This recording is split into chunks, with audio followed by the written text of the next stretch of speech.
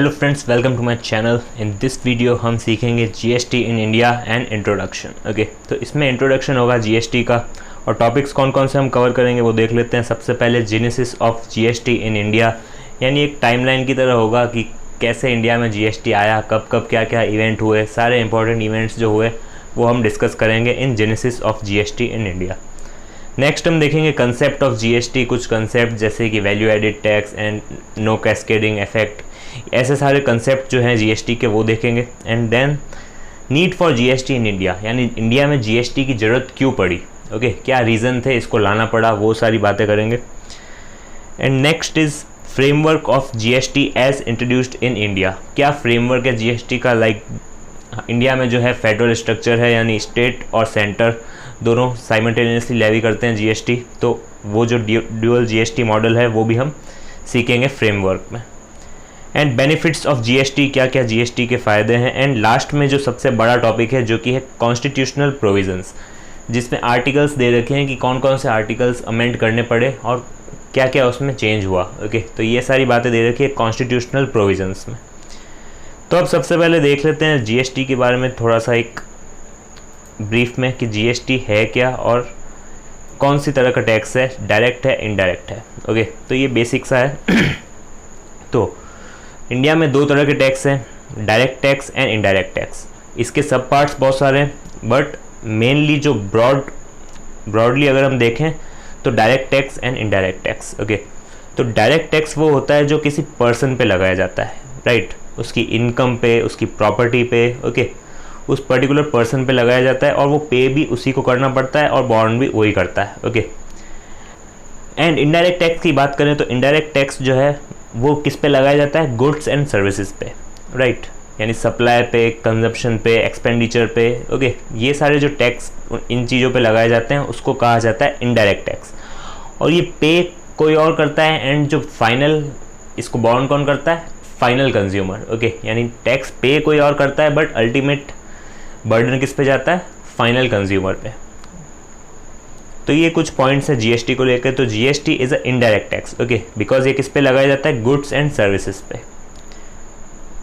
Next start करते हैं genesis of GST in India, जिसमें टाइमलाइन दे रखी है कि कौन से ईयर में क्या क्या इवेंट्स हुए और जीएसटी कैसे बना, ओके, इंडिया में। तो सबसे पहले क्या हुआ, ईयर 2000 में former prime minister Atal Bihari Vajpayee जो थे उन्होंने इंट्रोड्यूस किया कंसेप्ट जीएसटी का एंड सेटअप की एक committee to design the GST model for the country. Okay, GST model क्या होता है, जैसे हमारे इंडिया में फेडरल स्ट्रक्चर है तो स्टेट एंड सेंटर दोनों ही लेवी करते हैं जीएसटी, राइट, यानी ड्यूअल जीएसटी मॉडल है, दोनों ही साथ में लेवी करते हैं, तो इसी को कहा जाता है जीएसटी मॉडल। ओके, तो अलग अलग कंट्री में अलग अलग मॉडल्स चलते हैं, तो इंडिया में कैसा मॉडल होगा ये डिज़ाइन किया था particular farmer prime minister Atal Bihari Vajpayee ने। ये कंसेप्ट लाए थे जीएसटी का एंड कमिटी डिज़ाइन की थी GST model for the country के लिए। नेक्स्ट ईयर 2006 में जो फॉर्मर यूनियन फाइनेंस मिनिस्टर जो थे पी चिदम्बरम, उन्होंने जब बजट अनाउंस किया था 2006-2007 का, तो तब जीएसटी को कहा था कि वो 1 अप्रैल 2010 से जीएसटी इंट्रोड्यूस कर देंगे। ओके, बट कई सारी डेडलाइंस मिस हुई, बट जीएसटी इंट्रोड्यूस नहीं हुआ 1 अप्रैल 2010 से। आफ्टर डेट 2014 में क्या हुआ, जो कॉन्स्टिट्यूशन है उसको अमेंड करने की ज़रूरत पड़ी जब हम जीएसटी ला रहे थे। अब कोई भी लॉ अगर इंडिया में आता है तो सारे लॉज के लिए कॉन्स्टिट्यूशन को अमेंड करने की ज़रूरत नहीं पड़ती, बट जीएसटी में कुछ ऐसे स्पेशल पॉइंट्स थे जिसके कारण कॉन्स्टिट्यूशन को अमेंड करना ज़रूरी था। वो हम जब लास्ट टॉपिक करेंगे कॉन्स्टिट्यूशनल प्रोविजंस, उसमें आपको क्लियर हो जाएगा कि क्यों जीएसटी में ऐसा हुआ, क्यों कॉन्स्टिट्यूशन को अमेंड करना पड़ा। ओके, तो कॉन्स्टिट्यूशन अमेंड करने के लिए सबसे पहले बिल लाया गया, इंट्रोड्यूस किया गया इन द लोकसभा 2014 में, एंड आफ्टर डेट वो राज्यसभा में पास हुआ, बट इसमें दे नहीं रखा है। ओके, तो पहले लोकसभा में पास हुआ, देन राज्यसभा में पास हुआ, आफ्टर डेट रेटिफाई किया गया 50% ऑफ द स्टेट लेजिस्लेचर को। ओके, आफ्टर डेट जो कॉन्स्टिट्यूशनल अमेंडमेंट बिल था वो एसेंट मिल गई उसको प्रेसिडेंट की, और जो कॉन्स्टिट्यूशनल अमेंडमेंट एक्ट है 101 वो इनेक्ट हो गया। ओके, अब ये कॉन्स्टिट्यूशनल अमेंडमेंट बिल जो है वो 122 है, बट एक्ट जो है वो 101 है। ऐसा इसलिए बिकॉज कई सारे ऐसे बिल्स थे जो कभी एक्ट में मतलब उनको एसेंट मिली ही नहीं। ओके, तो इसीलिए ये डिफरेंस है 1920 का। Okay, next first GST council meeting हुई और जीएसटी काउंसिल ने रिकमेंड किया सीजीएसटी, एसजीएसटी, आईजीएसटी, यूटीजीएसटी यानी central GST, central goods and services tax, state goods and services tax, integrated goods and services tax, union territory goods and services tax and compensation cess bill. यानी ये bill पहले recommend किए GST council ने, after that act जो है वो pass हो गए एंड जीएसटी काउंसिल ने रूल्स जो है वो भी रिकमेंड कर दिए। एंड 30 जून 2017 को ऑल स्टेट्स एक्सेप्ट जेएंडके यानी जम्मू एंड कश्मीर जो है उन्होंने पास कर दिया एसजीएसटी एक्ट। एसजीएसटी एक्ट क्यों? बिकॉज सीजीएसटी एक्ट तो है ही, बट एसजीएसटी एक्ट जो है वो सारे स्टेट का अपना अपना रेस्पेक्टिवली एसजीएसटी एक्ट होगा। ओके, बट जेएंडके ने नहीं किया था। ओके, नेक्स्ट 1 जुलाई 2017 को जीएसटी लॉन्च हो गया एंड 8 जुलाई 2017 को जेएंडके में भी एसजीएसटी एक्ट जो है वो पास हो गया। Okay, and after that journey continuous.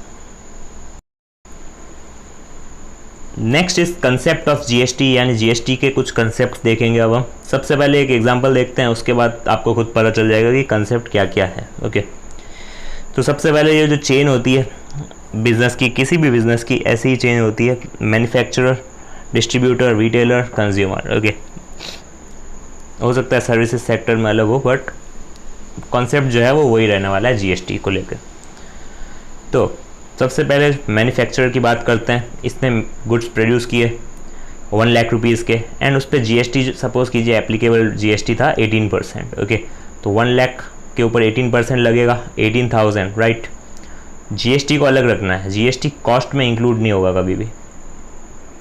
Okay, फिर डिस्ट्रीब्यूटर जो है उसको पास किया इसने एंड डिस्ट्रीब्यूटर के लिए कॉस्ट होगी हमेशा जो मैन्युफैक्चर के लिए थी। ओके, जीएसटी को अलग रखना है बिकॉज एंट्री जो करते हैं उसमें भी हम जीएसटी अलग रखते हैं बिकॉज उसका हमें क्रेडिट मिलता है। वो क्या मिलता है, कैसे मिलता है, आगे हम देखेंगे। तो कॉस्ट 1 लाख में बढ़ी, उसने प्रॉफिट ऐड किया 11,200 का, तो इसकी सेल प्राइस कितनी हो गई 1,11,200, राइट। कभी भी कॉस्ट में जीएसटी इंक्लूड नहीं करना है, जीएसटी अलग होगा। ओके, तो सेल प्राइस इसकी हो गई 1,11,200 एंड उस पर जो एप्लीकेबल जीएसटी जो कि 18% है तो इस पे लगेगा। ओके, तो ये इतना लग गया जीएसटी एंड जो रिटेलर को इसने पास किया, रिटेलर के लिए कॉस्ट होगी ये प्रॉफिट। इसने रिटेलर ने प्रॉफिट ऐड किया अपना 24,640, तो इसकी सेल प्राइस हो गई ये, तो इस सेल प्राइस पे वापस से लगेगा 18%, तो हो जाएगा 24,451। आफ्टर डेट फाइनल कंज्यूमर जो है ये उसको पास हो जाएगा ये पूरा, बिकॉज इसके लिए कंज्यूमर के लिए हमेशा कॉस्ट ये इंक्लूसिव रहेगी जीएसटी के, बिकॉज कंज्यूमर को कभी क्रेडिट नहीं मिलता है। क्रेडिट किसे मिलेगा, रिटेलर को, डिस्ट्रीब्यूटर को। ओके, तो कंज्यूमर के लिए हो गया 1,35,840 जो कि इसकी सेल प्राइस थी, प्लस जीएसटी जो इसने पे किया। आप भी कहीं से मोबाइल वगैरह ख़रीदते हैं, टीवी वगैरह ख़रीदते हैं, तो जो बिल होता है उसमें जीएसटी इंक्लूसिव होता है। ओके, तो हमारे लिए वो जीएसटी की कॉस्ट भी कॉस्ट होती है। ओके, यानी जो जीएसटी हम पे करते हैं वो हमारे लिए कॉस्ट होती है, फाइनल कंज्यूमर के लिए वो कॉस्ट होती है। तो इतना क्लियर है आपको ये फर्स्ट वाली सिनेरियो। देन अब मैन्युफैक्चर के लिए इनपुट टैक्स क्रेडिट क्या हो गया, नील। वाई? बिकॉज इसने तो गुड्स प्रोड्यूस किए ना, इसने कहीं से कुछ खरीदा थोड़ी, यानी इसने जीएसटी थोड़ी पे किया कहीं पे, राइट। तो इसने तो जीएसटी पे किया नहीं, तो इसीलिए जो 18% है 1 लाख का 18,000, ये इसको पूरा का पूरा पे करना पड़ेगा गवर्नमेंट को, राइट। तो गवर्नमेंट को पे कर दिया। एंड डिस्ट्रीब्यूटर के लिए इनपुट टैक्स क्रेडिट कितना हो जाएगा, जो मैन्युफैक्चरर ने पे कर दिया है ऑलरेडी। ओके, यानी मैन्युफैक्चरर के लिए जो आउटपुट टैक्स लायबिलिटी थी जो कि 18,000 था, वो डिस्ट्रीब्यूटर के लिए इनपुट टैक्स क्रेडिट बन जाएगा। Okay, simple. तो अब डिस्ट्रीब्यूटर को पे करना कितना पड़ेगा, नेट जो डिस्ट्रीब्यूटर की आउटपुट टैक्स लायबिलिटी है उसमें से इनपुट टैक्स क्रेडिट लेस कर देंगे, यानी 20,016 से 18,000 लेस कर देंगे, तो 2016 जो है आउटपुट टैक्स लाइबिलिटी है किसकी, डिस्ट्रीब्यूटर की। ओके, नेट इसको इतना गवर्नमेंट को पे करना पड़ेगा।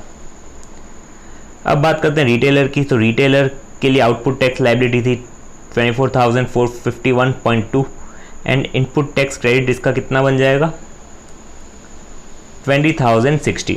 ओके, ये 20,016 कैसे आया, जो डिस्ट्रीब्यूटर की आउटपुट टैक्स लाइबिलिटी थी 20,016 वो रिटेलर के लिए इनपुट टैक्स क्रेडिट बन जाएगा। ओके, तो क्लियर है।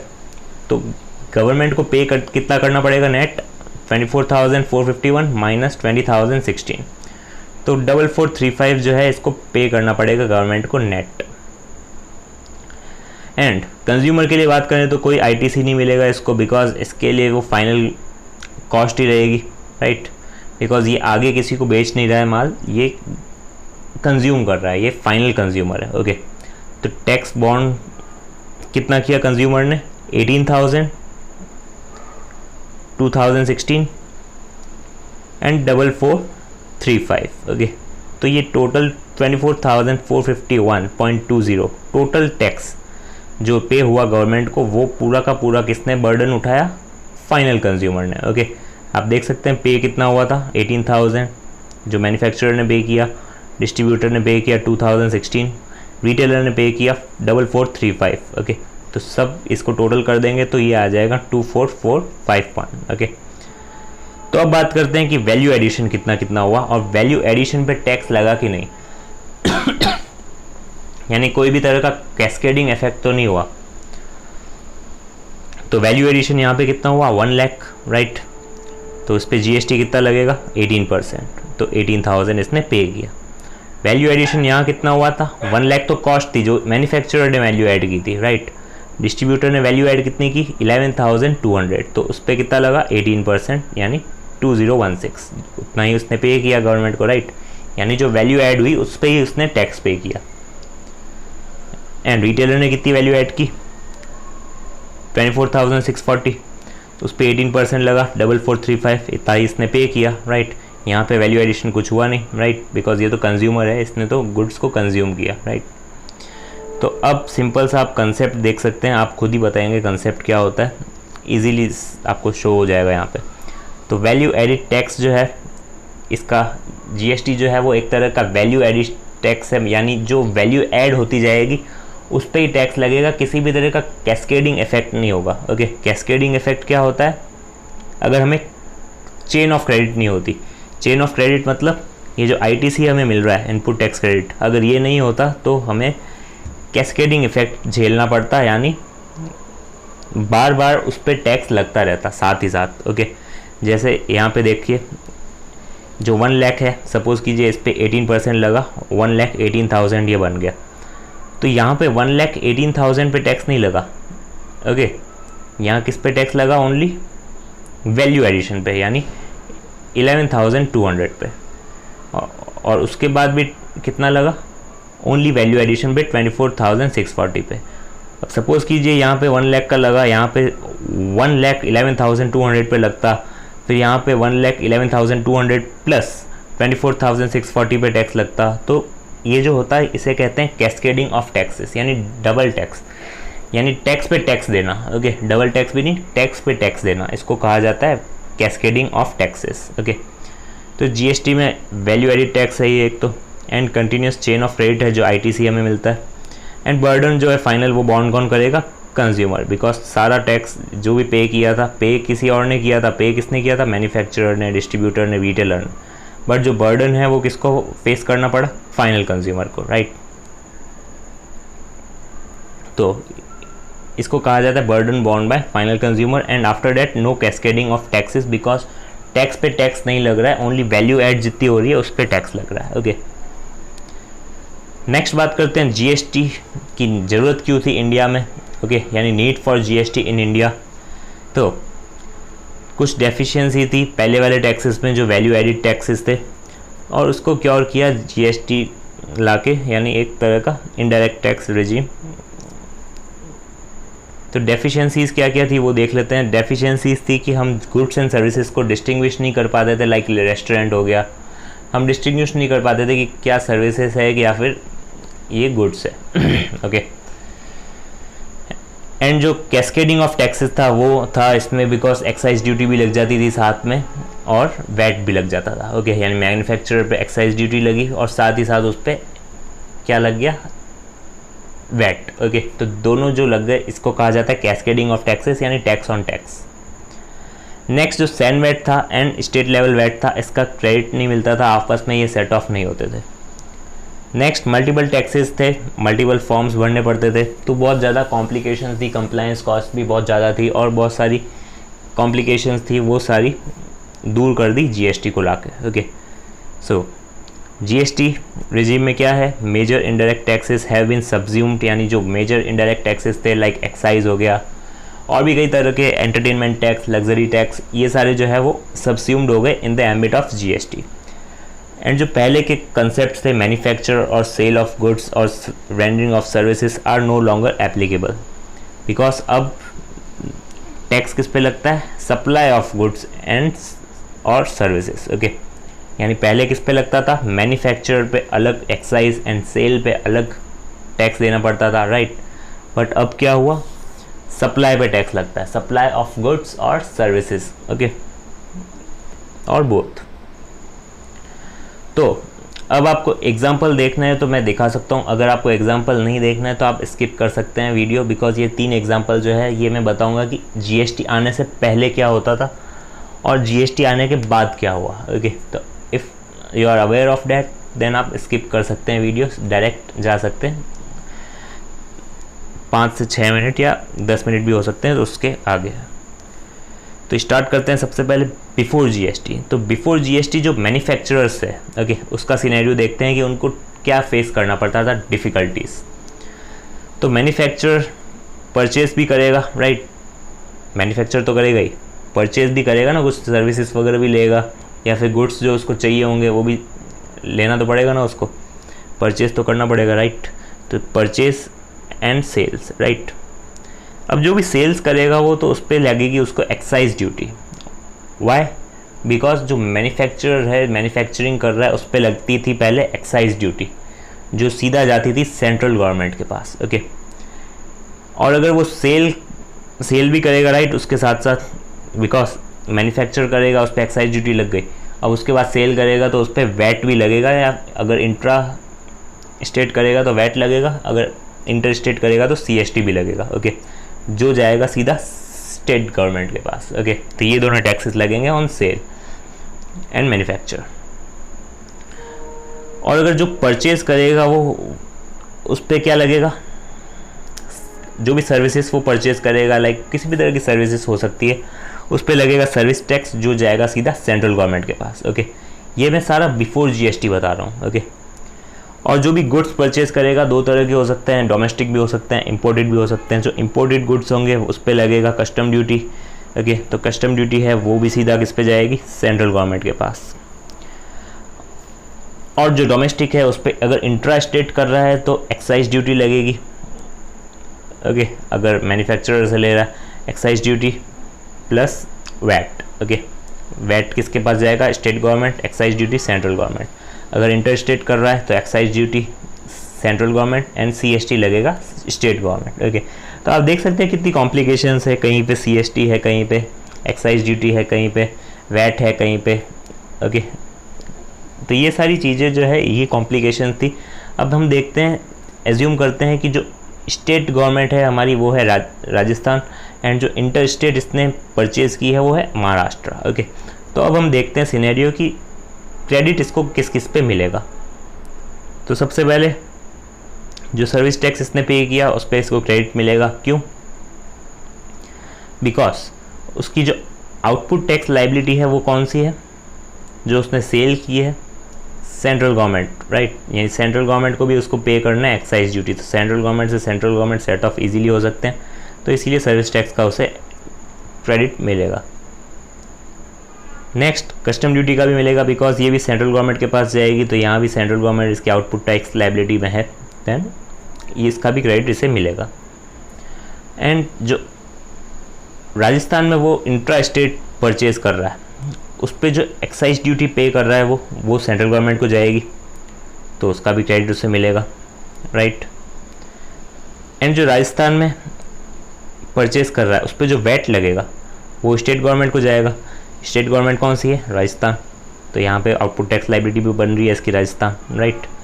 अब यहाँ पे हमेशा स्टेट गवर्नमेंट राजस्थान ही क्यों है? आप ये नहीं कह सकते कि मैं इंटर स्टेट कर रहा हूँ तो महाराष्ट्र होगा या फिर दिल्ली होगा, बिकॉज पहले के जो टैक्स थे वैट वगैरह वो डेस्टिनेशन बेस्ड नहीं थे, वो ओरिजिन बेस्ड थे।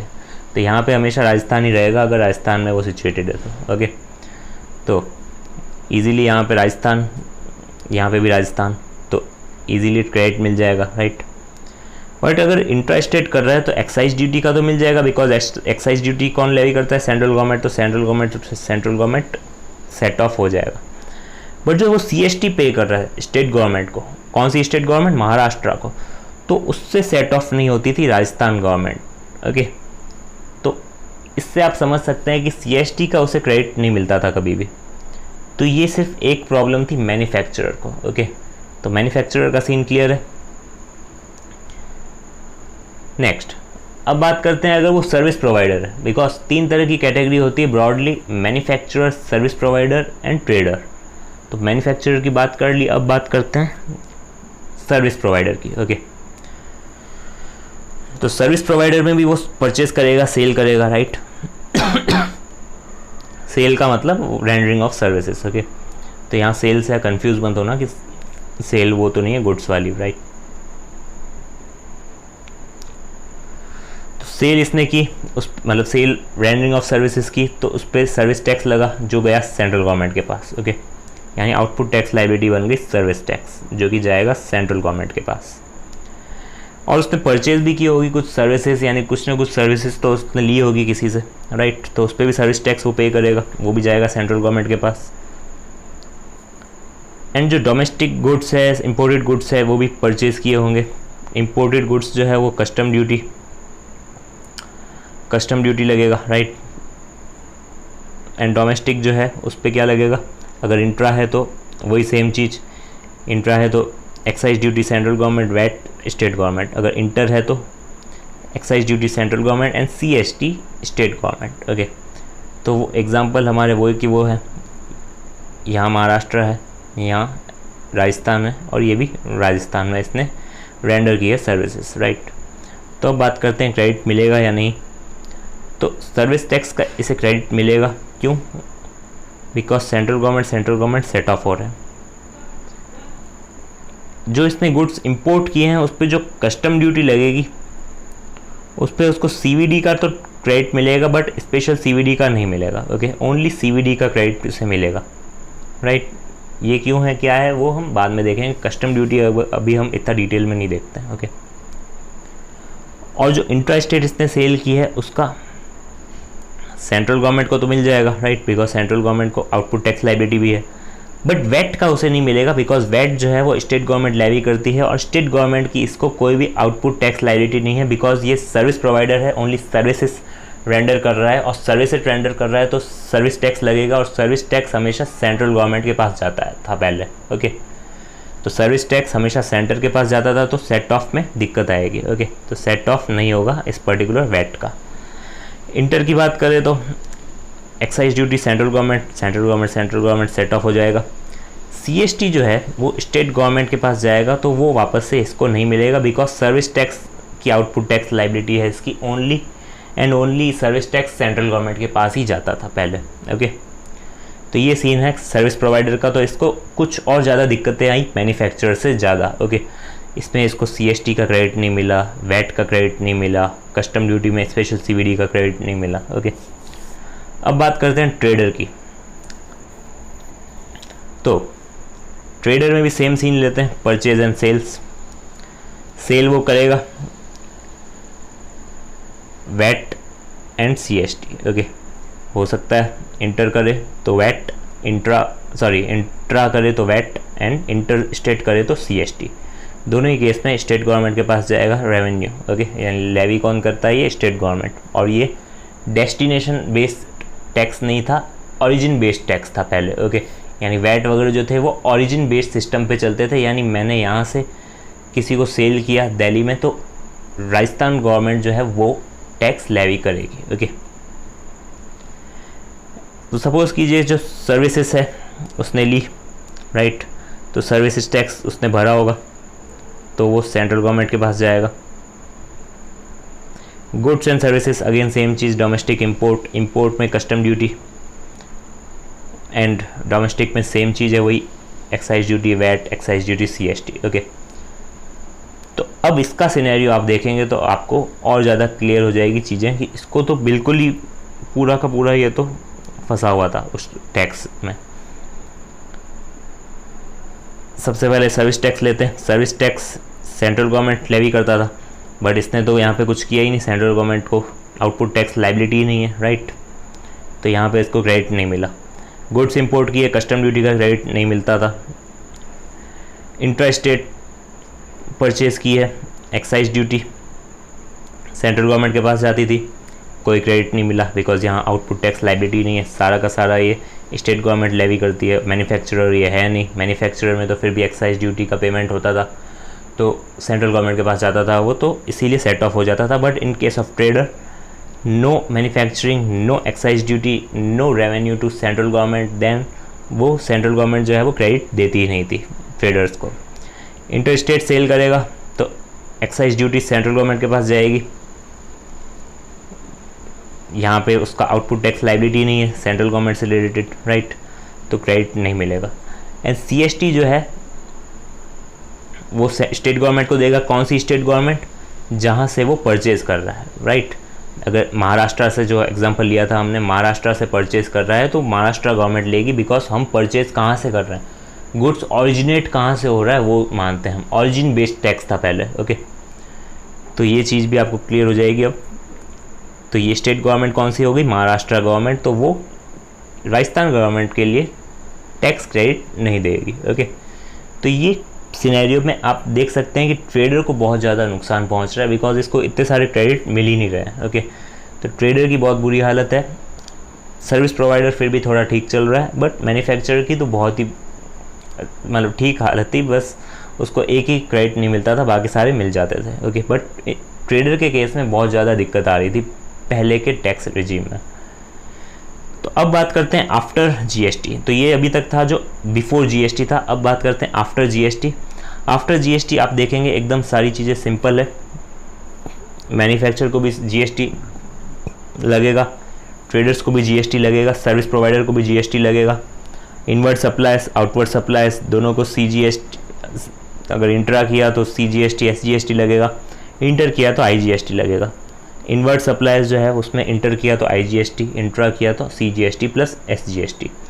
आपस में सारे के सारे क्रेडिट इन्हें मिल जाएंगे। Okay, there is no problem in tax credit issue. Okay, because CGST IGST से सेट ऑफ हो सकता है, SGST IGST से सेट ऑफ हो सकता है, CGST CGST से सेट ऑफ हो सकता है, SGST SGST से सेट ऑफ हो सकता है, बट CGST कभी SGST से सेट ऑफ नहीं होगा और ऐसी दिक्कत भी नहीं आएगी, बिकॉज हम जो परचेज़ करेंगे उसमें CGST होगा तो वो सेट ऑफ हो जाएगा, SGST होगा तो SGST सेट ऑफ हो जाएगा, तो there is no problem in that. Okay, तीनों ही केस में मैन्युफैक्चरर, ट्रेडर, सर्विस प्रोवाइडर, तीनों ही केस में एक ही टैक्स है, कोई भी दिक्कत नहीं है। हमें ना याद रखना है कि इसके लिए CGST क्रेडिट नहीं मिलेगा, इसके लिए वैट का क्रेडिट नहीं मिलेगा, तो ये सारी चीज़ें याद रखने की अब कोई ज़रूरत नहीं है बिकॉज ऑफ GST। ओके, तो this is the cure it provides. Okay, यानी ये चीज़ जो है GST ने सिंपल कर दी एकदम, कि हमारे लिए भी बहुत ज़्यादा चीज़ें जो है वो इजी हो गई, कि हमें ये ध्यान नहीं रखना है कि कौन सी सेल पे कौन सा टैक्स हमें क्रेडिट नहीं देना है, कौन सी परचेज़ पे हमें क्रेडिट नहीं मिलेगा, कौन सी सेल पे हमें क्रेडिट मिलेगा। ये सारी चीज़ें जो है वो एकदम क्लियर हो गई। अब इसमें आप देखेंगे तो एकदम सिंपल सिनेरियो है, CGST प्लस SGST लग रहा है इंट्रा में, यहाँ पे भी इंट्रा में CGST SGST लग रहा है, यहाँ IGST लग रहा है इंटर पे, यहाँ भी IGST लग रहा है इंटर पे, तो there is no problem. Okay, तो ये था आफ्टर GST का सिनेरियो। अब बात करते हैं ड्यूअल GST मॉडल, बिकॉज ये मैंने आपको पहले भी समझा दिया कि state and centre simultaneously tax levy करेंगे। तो India has adopted a dual GST model in view of federal structure है इंडिया का, स्टेट गवर्नमेंट भी है, सेंट्रल गवर्नमेंट भी है। ओके, दोनों की अपनी अपनी जिम्मेदारियां हैं, तो इसलिए इसने GST मॉडल इंडिया ने अडॉप्ट किया। तो अब बोथ सेंटर एंड स्टेट जो है वो साइमल्टेनियसली टैक्स लगाएंगे गुड्स एंड सर्विसेज पे, जैसा कि आप इसमें भी देख सकते हैं मैंने जो बताया। सेंटर ने लगाया CGST, स्टेट ने लगाया SGST। अगर इंट्रा है तो वो भी सारा का सारा सेंटर नहीं ले जाएगा, इसका अपोर्शन करेगा और बाद में अपोर्शन करके स्टेट को दे देगा। स्टेट कौन सा? डेस्टिनेशन वाला, डेस्टिनेशन बेस्ड टैक्स। मैंने अगर इंटर स्टेट सेल की दिल्ली में, मैं राजस्थान में हूँ, अगर मैंने सेल की दिल्ली में तो IGST लगेगा। IGST सेंटर के पास जाएगा, बट सेंटर का अपोर्शनमेंट करेगा एंड आधा पोर्शन चला जाएगा दिल्ली के पास, आधा पोर्शन सेंटर के पास। ओके, तो इंटर में भी ऐसा नहीं है कि IGST पूरा का पूरा सेंटर ले रहा है। ओके, तो इसे कहा जाता है साइमल्टेनियसली लगा रहे हैं गुड्स एंड सर्विसेज पे both centre and state. Centre has also the power to tax intra state sales, यानी CGST जो है वो सेंटर लगाता है। And states are also empowered to tax services. Okay, because services जो है पहले के मतलब बिफोर GST के केस में क्या होता था, सेंटर लगाता था, राइट। बट अब जो है स्टेट भी सर्विस टैक्स लगा सकते हैं, लेवी कर सकते हैं। ओके, सर्विस टैक्स मतलब अभी GST नाम दे दिया है उसको, बिकॉज गुड्स सर्विसेज सब साथ में हो गया तो GST ही कहेंगे हम, सर्विसेज पे भी GST ही लगता है। नेक्स्ट हम बात करते हैं कुछ ऐसे गुड्स भी है जो पूरे के पूरे GST से बाहर किए गए हैं या फिर स्पेशल हैं, उस पर अभी भी वैट वगैरह लगते हैं। तो सबसे पहला है alcoholic liquor for human consumption, यानी ह्यूमन कंजप्शन के लिए जो अल्कोहलिक लिकर होता है उस पर, उसके मैन्युफैक्चर पे या प्रोडक्शन पे स्टेट एक्साइज ड्यूटी लगेगी प्लस CST लगेगा in case of inter state sales and VAT लगेगा in case of intra state sales, right. तो उस पर अभी भी एक्साइज ड्यूटी लगती है एंड वैट लगते हैं। ओके, प्रोडक्शन मतलब मैन्युफैक्चर एंड प्रोडक्शन का मतलब स्टेट एक्साइज ड्यूटी लगी मैन्युफैक्चरर पे, आफ्टर डेट वो सेल ही करेगा ना, राइट। तो इसीलिए मैंने यहाँ पे प्लस लगाया, राइट। तो इसमें कंफ्यूज नहीं होना है कि मैन्युफैक्चरर में CST वैट क्यों लग रहा है। ओके, बिकॉज मैन्युफैक्चर करके वो सेल ही करेगा ना, तो सेल करेगा तो उस पर ये सारे ही जोड़ेगा दोनों, राइट। एंड अगर इंटर स्टेट या फिर इंट्रा स्टेट सेल्स होता है देन क्या होगा, वही CST VAT, CST in case of inter and VAT in case of intra. Okay, तो ये alcoholic liquor for human consumption पे ये सिनेरियो है। अब बात करते हैं petroleum crude, diesel, petrol, ATF जो एयर टर्बाइन फ्यूल जो होते हैं वो, एंड नेचुरल गैस। तो इन पे जो है मैन्युफैक्चरर पे लगेगा central excise duty and sale पे है जो लगेगा CST या फिर VAT. Okay, CST in case of inter and VAT in case of intra. Okay, next is tobacco, जिसके मैन्युफैक्चरर में लगेगा central excise duty and plus GST in case of sale. Okay, तो इसमें जो है मैन्युफैक्चरर पे अभी भी एक्साइज ड्यूटी है, central excise duty, and sale पे जो है वो GST है। Next is opium, Indian hemp and other narcotic drugs जो है एंड नार्कोटिक्स जो है उस पर मैन्युफैक्चर या प्रोडक्शन पे state excise duty plus GST in case of sale. Okay, तो इसमें आप देखेंगे ये चार जो है इसमें कहीं पे स्टेट एक्साइज ड्यूटी लग रहा है, कहीं पे सेंट्रल एक्साइज ड्यूटी लग रहा है, तो ये चीज़ आपको ध्यान में रखनी है। ओके, तो ये चार है, अल्कोहलिक पे, लिकर पे, मैन्युफैक्चरर पे लग रहा है स्टेट एक्साइज ड्यूटी, पेट्रोलियम वगैरह पे लग रहा है सेंट्रल एक्साइज ड्यूटी, टोबैको पे लग रहा है central excise duty in case of manufacture, and opium, Indian hemp वगैरह पे लग रहा है स्टेट एक्साइज ड्यूटी। तो ये चीज़ आपको याद रखनी पड़ेगी, इसका और कोई तरीका नहीं है। नेक्स्ट बात करते हैं बेनिफिट्स ऑफ GST। तो सिंपल से बेनिफिट्स है like creation of unified national market, like one nation one tax, सारे जो टैक्स थे वो एक साथ सब्स्यूम्ड हो गए, तो इसमें कई सारी दिक्कतें जो हैं वो रिजॉल्व हो गई, right. Next is boost to make in India initiative, because make in India initiative क्यों, पहले जो है मैन्युफैक्चरर को कुछ दिक्कत तो आती थी CST वगैरह में, और भी कुछ दिक्कतें आती थी, बिकॉज जो सर्विस प्रोवाइडर्स थे और जो ट्रेडर्स थे उनको भी दिक्कत आती थी परचेज़ वगैरह करने में कि कौन से स्टेट से परचेज़ करें, कौन से नहीं करें। ओके, तो ये कई सारी दिक्कतें थी जो रिजॉल्व हो गई GST के आने से। तो मेक इन इंडिया जो है इनिशिएटिव भी बूस्ट हो गया, बिकॉज कई सारे FIIs वगैरह भी आए इंडिया में और मतलब FDI, okay, foreign direct investment, okay. Next is enhanced investment and employment. जैसे कि मैंने कहा, इन्वेस्टमेंट जो है इंडिया में बढ़ गई, लोग और इन्वेस्ट करने लगे और एम्प्लॉयमेंट भी इंक्रीज़ होगी। जनरल से पॉइंट्स हैं, इनडायरेक्टली भी अफेक्ट करते हैं, okay. And ease of doing business हो गया, मिटिगेशन ऑफ इल इफेक्ट्स जो थे कैस्केडिंग के, यानी डबल टैक्स लगता था, सर्टेनिटी इन टैक्स एडमिनिस्ट्रेशन, ऑटोमेटेड प्रोसीजर्स, यानी जो हमने GST पोर्टल्स वगैरह बना दिए हैं गवर्नमेंट ने, right. And reduction in compliance cost जो कम हो गई, बिकॉज कई सारे जो टैक्सेस थे उसको भरने में हमें कई दिक्कतें आ रही थी, तो हमें कंप्लायंस के लिए काफ़ी ज़्यादा कॉस्ट पे करनी पड़ती थी, but after GST 1 tax only, right. तो इसीलिए जो कंप्लायंस कॉस्ट है वो भी कम हो गई। Next is benefits to industry. कई सारी इंडस्ट्रीज़ को बेनिफिट पहुंचा, लाइक ट्रेडर्स जो थे, एंड ऑल्सो मैन्युफैक्चरिंग में भी कई सारी इंडस्ट्रीज़ को एक्साइज ड्यूटी से हटा दिया गया एंड GST इम्पोज कर दिया गया। तो 1 नेशन 1 टैक्स वही दे रखा है कि बेनिफिट्स पहुंचा इंडस्ट्री को। एंड स्मॉल ट्रेडर्स जो है एंड एंटरप्रीनर्स जो हैं उनको भी बेनिफिट पहुंचा। स्मॉल ट्रेडर्स को कैसे पहुंचा? बिकॉज जो GST की लिमिट थी, एप्लीकेबल लिमिट, वो बढ़ा दी गई है। तो इसमें क्या है ना, जो स्मॉल ट्रेडर्स हैं उनको GST एप्लीकेबल नहीं है, तो इसीलिए उनको कई सारे बेनिफिट्स पहुंचे हैं। एंड एंटरप्रेन्योर्स जो हैं उनको भी कई सारे फ़ायदे पहुंचे हैं, बिकॉज उनको अब इतना ज़्यादा माथाफोड़ी करने की ज़रूरत नहीं है, लाइक CST वगैरह इतने सारे टैक्सेस जो भरने पड़ते थे पहले, एक्साइज ड्यूटी वगैरह, एंटरटेनमेंट टैक्स, लग्जरी टैक्स, और भी कई सारे टैक्सेस थे, तो वो सारे फ्री हो गए एंड सबस्यूम हो गए GST में। नेक्स्ट बात करते हैं कॉन्स्टिट्यूशनल प्रोविजंस की। वो क्या क्या हैं? बहुत सारे आर्टिकल्स होंगे, ओके। तो ये हम थोड़ा शॉर्ट में देखेंगे, बिकॉज इसमें पूरे के पूरे आर्टिकल्स अगर समझेंगे तो काफ़ी टाइम लग जाएगा, तो हम शॉर्ट में देखेंगे। बाकी आप जो लैंग्वेज है वो स्टडी मटेरियल से रीड कर सकते हैं, ओके। तो सबसे पहले स्टार्ट करते हैं आर्टिकल 265 से, जिसमें दे रखा है कि कोई भी तरह का टैक्स जो है, no tax shall be levied और collected except by the authority of law. कोई भी टैक्स को लेवी या फिर कलेक्ट करने के लिए अथॉरिटी चाहिए बाय लॉ, ओके। सिंपल सा पॉइंट है, ये दे रखा है आर्टिकल 265 में।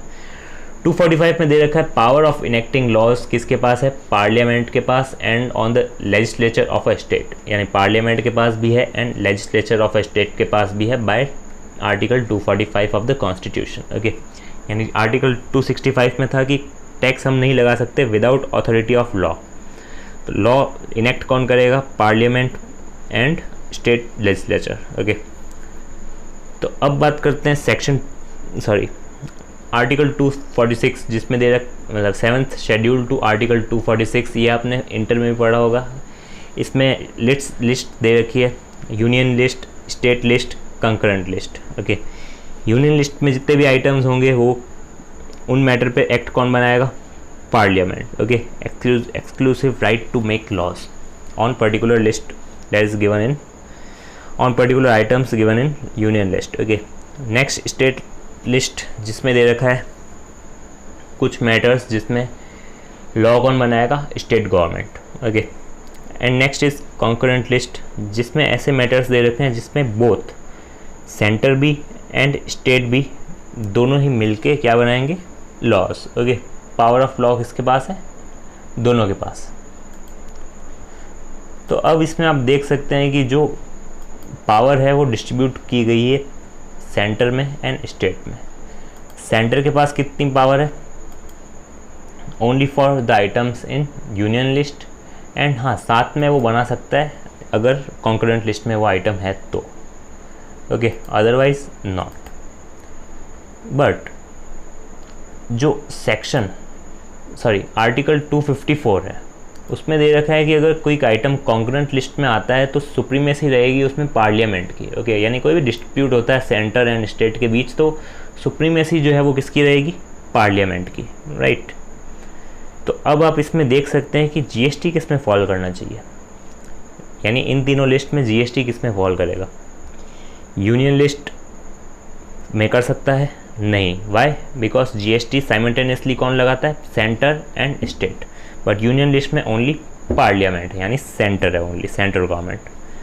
अब स्टेट लिस्ट नहीं। वाई? बिकॉज स्टेट लिस्ट में ओनली कौन लॉ बनाएगा? State government. बट जीएसटी जो है उसमें साइमल्टेनियसली चाहिए स्टेट भी सेंटर भी। तो ये आना तो चाहिए कंकरेंट लिस्ट में, बिकॉज सेंटर एंड स्टेट दोनों मिलकर जीएसटी लेवी करेंगे। ओके, बट इसमें जो एक आर्टिकल है 254 उसमें ये चीज़ दे रखी है कि सुप्रीमेसी रहेगी पार्लियामेंट की। तो इसमें जो स्टेट लेजिस्लेचर्स हैं उसने अपोज किया इस पर्टिकुलर चीज़ को कि इसको कंकरेंट लिस्ट में न डाल के आप इसको कहाँ पे ले जाइए, एक अलग आर्टिकल इंसर्ट कर दीजिए, आर्टिकल 246A, जिसमें दे रखा है power to make laws with respect to goods and services tax. Okay, यानी जीएसटी को बनाने के लिए पावर जो है उसमें दे रखी है आर्टिकल 246A में, यानी इन तीनों ही लिस्ट में जीएसटी नहीं फॉल करेगा। ओके, तो वो नेक्स्ट वही है हमारा आर्टिकल 246A, जिसको अमेंड किया गया, यानी सिग्निफिकेंट अमेंडमेंट किए गए कॉन्स्टिट्यूशन अमेंडमेंट एक्ट में, जिसमें इंसर्ट किया गया ये आर्टिकल। ओके, तो इस आर्टिकल में पावर दे रखी है जीएसटी लगाने की, यानी जीएसटी के लॉज जो है वो बनाने की पावर दे रखी है किसको, पार्लियामेंट को भी, लेजिस्लेचर ऑफ एवरी स्टेट को भी। इसमें अवॉइड किया गया है, यानी not withstanding anything contain in article 246 and article 254। Article 254 में दे रखा था सुप्रीमेसी ऑफ पार्लियामेंट, आर्टिकल 246 में दे रखा है वो जो 3 लिस्ट थी वो, तो उन दोनों को नॉट विथस्टैंडिंग रखा है, यानी उन दोनों को इग्नोर करेंगे। एंड ये जो आर्टिकल है 246A, इसके तहत जो लॉ है वो फ्रेम किए जाएंगे, और कौन बनाएगा, पार्लियामेंट एंड स्टेट दोनों। ओके, बट पार्लियामेंट के पास एक्सक्लूसिव राइट है to make laws in case of inter state supply. Okay, inter state supply अगर होता है देन पावर किसके पास है, ओनली पार्लियामेंट के पास। तो ये दे रखा है आर्टिकल 246A में। नेक्स्ट इज आर्टिकल 248, जिसमें दे रखी है residual powers of legislation amended. यानी रेजिडुअल पावर्स मतलब क्या, कि पार्लियामेंट के पास पावर है to make laws in respect of any matter not enumerated in the concurrent list और स्टेट लिस्ट। यानी state list and concurrent list में जो भी मैटर है वो तो रेस्पेक्टिव जो स्टेट गवर्नमेंट है वो बनाएगी, या फिर कंकरेंट लिस्ट में जो मैटर्स है उसमें स्टेट एंड पार्लियामेंट दोनों मिलके बनाएंगे। बट हो सकता है ना कि कोई नया मैटर हो, तो उसके लिए कौन किसके पास पावर्स है, पार्लियामेंट के पास। ओके, तो ये दे रखा है आर्टिकल 248 में। This power is subject to article 246A, namely the power to make laws with respect of, यानी जीएसटी नया मैटर था तो उसके तहत किस पार्लियामेंट के पास पावर जानी चाहिए थी, बट इसलिए लिखा है यहाँ पे अमेंड करने की ज़रूरत ही इसलिए पड़ी। यहाँ पे अमेंडेड जो है वर्ड इसलिए आया बिकॉज आर्टिकल 246A में जो नया जीएसटी आया है। ओके, तो जीएसटी की पावर किसके पास है, सेंटर एंड स्टेट्स दोनों के पास। ओके, तो इसीलिए इसको अमेंड करना पड़ा, नहीं तो जीएसटी कहाँ पे चला जाता, पार्लियामेंट के पास। Next is article 249 and 250। तो अब आर्टिकल 249 में दे रखा है grants the Parliament the power to make laws. Okay, in case of, वो कहाँ पे है, स्टेट लिस्ट में, but there is a national interest. अगर नेशनल इंटरेस्ट है देन क्या करना पड़ेगा, पार्लियामेंट को ही वो पावर देनी पड़ेगी। Okay, but there are condition क्या है, काउंसिल ऑफ स्टेट जो है वो डिक्लेयर करेंगे बाय रेजोल्यूशन, जो कि सपोर्ट होना चाहिए कितने का, not less than 2/3 of the members जो कि प्रेजेंट है। ओके, तो सपोर्ट अगर मिलेगा देन क्या करेंगे, वो पावर जो किसके पास चली जाएगी, पार्लियामेंट के पास। और आर्टिकल 250 ग्रांट करता है पार्लियामेंट को power to make laws in case of emergency. Okay, यानी इमरजेंसी के टाइम में उस पार्लियामेंट के पास पावर है कि वो लॉ बना सकता है in any matters contain in state list. But in case of national interest there is a condition कि not less than 2/3 of the members जो है काउंसिल ऑफ स्टेट्स के, उनको क्या करना पड़ेगा, अपना सपोर्ट देना पड़ेगा, डिक्लेयर करना पड़ेगा बाय रेजोल्यूशन। ओके, और ये दोनों ही जो आर्टिकल्स है एक्सटेंड हुए कहाँ तक, आर्टिकल 246A यानी जीएसटी का जो है। ओके, जीएसटी का मैटर भी है, अगर नेशनल इंटरेस्ट है देन ये प्रोसीजर, एंड अगर इमरजेंसी है तो फिर पार्लियामेंट के पास पावर है। ओके, नेक्स्ट इज आर्टिकल 268, जिसमें दे रखा है duties levied by the centre but collected and appropriated by the states. अब कुछ ऐसी ड्यूटीज़ हैं जो सेंटर लेवी करता है बट कलेक्ट कौन करता है, स्टेट्स। वो कौन सी थी, stamp duty and excise on medicinal and toilet preparation. But जो excise on medicinal and toilet preparation था वो सबस्यूम्ड हो गया जीएसटी में। ओके, तो इसको तो पूरा ओमिट ही कर दिया, यानी ये सबस्यूम्ड हो गया बेसिकली जीएसटी में।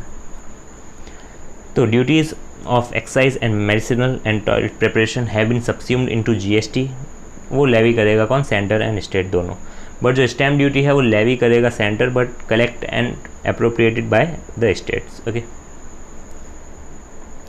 नेक्स्ट इज 286, जिसमें दे रहा है restriction as to imposing of tax in case of sale और purchase of goods amended. Okay, कुछ रिस्ट्रिक्शंस है, वो कौन से हैं? सिंपल से हैं, आपको देखते ही समझ में आ जाएंगे कि इम्पोजिशन ऑफ एनी टैक्स कहाँ पे?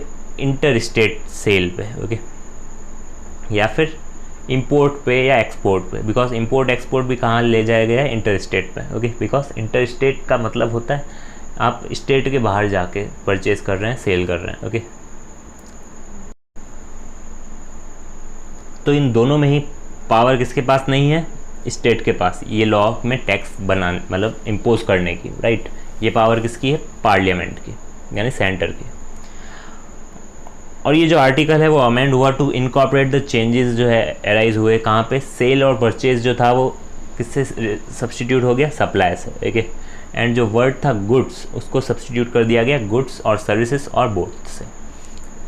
नेक्स्ट इज आर्टिकल 269A, जिसमें दे रखा है levy and collection of GST on inter state supply. जो कि इंटर स्टेट सप्लाई है उसमें जो भी कलेक्शन एंड लेवी कौन करेगा? Centre, right. तो यही चीज़ें दे रखी है इसमें, आप रीड कर सकते हैं, इसमें इतना कोई खास पॉइंट नहीं है। एंड जो इम्पोर्ट ऑफ गुड्स है या फिर उसको भी माना जाएगा deem to be supply of goods और services in the course of inter state. ये मैंने डिस्कस कर लिया कि इंटर स्टेट का मतलब होता है स्टेट के बाहर। ओके, वो चाहे आप इंपोर्ट करें, एक्सपोर्ट करें, मतलब इंडिया के बाहर वाले ले जाएँ तो उसको भी इंटर स्टेट ही माना जाएगा, यानी deem to be supply of goods और services in the course of inter state और इंटर स्टेट ट्रेड और कमर्स। ओके, और प्लेस ऑफ सप्लाई जो है उसके जो भी रूल्स वगैरह हैं, जो भी कैसे डिसाइड करनी है प्लेस ऑफ सप्लाई, ये भी पार्लियामेंट तय करेगा। अब सिंपल सा एक सिंपल है बट इम्पॉर्टेंट है, आर्टिकल 279A जो कि जीएसटी काउंसिल का है। तो इसमें सबसे पहले जो आर्टिकल 279A है ये कॉन्स्टिट्यूशन एम्पावर करता है प्रेसिडेंट को to constitute joint forum of centre and state, जिसका नाम होगा जीएसटी काउंसिल। इसके मेंबर्स की बात करें तो यूनियन फाइनेंशियल मिनिस्टर जो है इसका चेयरमैन होगा, and union minister of state in charge of revenue और finance is the member. Okay, वो मेंबर होगा। एंड जो मिनिस्टर है इन चार्ज ऑफ फाइनेंस और टैक्सेशन और एनी अदर मिनिस्टर नॉमिनेट करता है by each state are the members. Okay, यानी ईच स्टेट में फाइनेंस मिनिस्टर हो, टैक्सेशन मिनिस्टर हो या फिर एनी अदर मिनिस्टर जो है वो नॉमिनेट किया गया है, वो मेंबर्स होंगे इन ईच स्टेट। अब इनमें से एक को चूज़ किया जाएगा to be vice chairman. Okay, तो ये क्लियर है। और जो मीटिंग होगी इसकी जीएसटी काउंसिल की मीटिंग होगी, उसमें कोरम कितना होगा, यानी मिनिमम मेंबर्स प्रेजेंट होने चाहिए टू टेक डिसीजन, वो होगा 1/2 of the total number of members. और जो डिसीजन है वो लिया जाएगा मोर देन 3/4 वेटेड वोट्स होने चाहिए। वेटेड वोट्स का मतलब सेंट्रल गवर्नमेंट जो है उसका वेटेज होना चाहिए 1/3 ऑफ टोटल वोट्स, यानी 1/3 ऑफ वोट्स चाहिए। Okay, for taking decision. और वोट स्टेट गवर्नमेंट के कितने होने चाहिए? 2/3। ओके, यानी 1/3 सेंटर, 2/3 स्टेट गवर्नमेंट, दोनों के वेट मिला के मोर देन 3/4 वेटेड वोट्स होने चाहिए, तभी डिसीजन लिया जा सकता है। ओके, तो ये सिंपल था GST council article 279A। Next बात करते हैं 368 की। आर्टिकल 368 अमेंडेड, जिसमें इंक्लूड किया गया है आर्टिकल 279A जो कि था जीएसटी काउंसिल का। इसमें अगर कोई भी अमेंडमेंट चाहिए, हमें अमेंडमेंट करना है, तो at least 2/3 of the majority in each house of parliament, Lok Sabha and Rajya Sabha दोनों में हमें क्या करना पड़ेगा? अप्रूवल लेना पड़ेगा। एंड वेरीफाई करेगी state, at least half of the states ratify करना पड़ेगा, अप्रूवल लेना पड़ेगा स्टेट लेजिस्लेचर का। नेक्स्ट इज आर्टिकल 366, जिसमें दे रखी है डेफिनेशंस किस किस की? गुड्स एंड सर्विसेज टैक्स की, सर्विसेज की, स्टेट की। Okay, goods and services tax का मतलब है means any tax on supply of goods या फिर सर्विसेज या फिर बोथ, एक्सेप्ट एल्कोहलिक लिकर का अगर हम सप्लाई करते हैं देन उसको एक्सक्लूड किया गया है। एंड कॉन्सिक्वेंटली जीएसटी जो है वो लेवी करेगा on supply of all goods and services except alcoholic liquor for human consumption. Okay, तो ये डेफिनेशन दे रखी है जीएसटी की। सर्विसेज में दे रखा है means anything other than goods. Okay, services का मतलब anything other than goods, but goods क्या है वो भी पता होना चाहिए। तो गुड्स क्या है?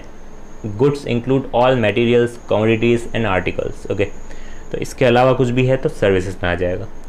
स्टेट में विद रेफरेंस टू आर्टिकल्स ये दे रखे हैं जो भी, include union territory with legislature.